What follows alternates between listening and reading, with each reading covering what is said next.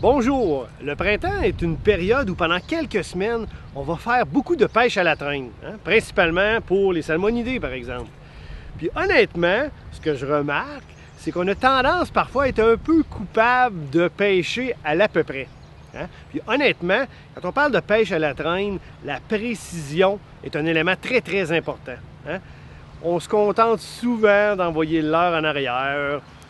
On sait qu'il faut pêcher, par exemple, assez loin. Combien loin on est, on ne le sait pas trop. Quelle profondeur, notre leurre évolue, on ne le sait pas trop. Donc, on est un petit peu coupable de pêcher à l'à peu près. Puis des fois, ça donne des résultats de pêche à l'à peu près. Moi, ce que je vous propose aujourd'hui, c'est de porter un peu plus attention à votre façon de faire pour vraiment amener un élément de précision au niveau de la pêche à la traîne. Pour certaines espèces, ça veut dire des poissons qui sont en eau peu profonde. Ces poissons-là peuvent être plus farouches quand ils vont arriver à l'embarcation.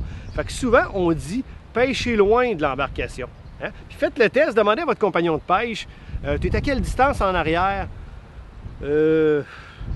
On ne le sait pas. C'est ça que je veux dire par à peu près. Une façon de faire qui est très très simple et qui nous aide beaucoup, c'est d'utiliser un compteur de ligne. Je sais que les gens connaissent ça, mais peu de gens les utilisent. Souvent, on trouve qu'il y a une certaine imprécision. Parfois, le petit système de roulette à l'intérieur ne fonctionne pas très bien. Pour aider ça, moi, ce que je recommande, vous voyez mon lancer léger, les œillets sont en bas de la canne, évidemment. Je place mon compteur de ligne sur le dessus de la canne, donc à l'opposé des œillets. Ça donne un angle au fil de pêche, ça met plus de tension, puis ça va aider à ce que la petite roulette tourne toujours pour nous donner la mesure.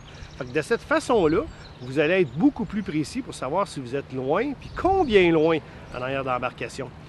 Un autre aspect sur lequel aussi on aurait intérêt à travailler beaucoup, c'est au niveau de la profondeur. Si vous utilisez bien votre sonore, vous êtes en mesure de voir les poissons dans l'écran.